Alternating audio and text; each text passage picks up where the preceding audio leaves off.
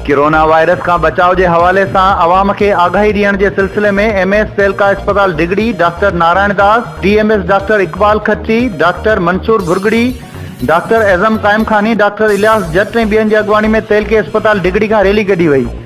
Rally के खिताब कंदे अगवानन चयो त दुनिया के मुख्तलिफ मुल्कन और कराची में कोरोना वायरस जा केस ज़ाहिर थियण खां पोइ सिंध हुकूमत पारां कोरोना वायरस का बचाव लाइ तकड़ा उपाय वरता विया आहिनि।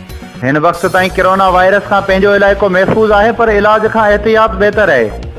अवाम के घुर्जे त खंघण या निछ ॾियण वक्त टिश्यू पेपर जो इस्तेमाल किया वञे। अहिड़नि माण्हुनि जे वेझो न वञो जंहिंखे खंघ या ज़ुकाम हुजे। ख़ासि करे उन्हनि माण्हुनि खां परे रहो जेके कोरोना वायरस ज़ाहिर थी चुको हुजे। मुंहुं ऐं नक के कपड़े या मास्क से ढके रखो। घणी रश वारी जाइ ते वञण खां परहेज़ करियो। भाॼियूं, फ्रूट ऐं रोज़ानी खाधे पीते वारी शयूं धोई पोइ इस्तेमाल करियो। उन सां गॾु पंहिंजी सफ़ाई जो ख़ासि ख़्यालु रखो।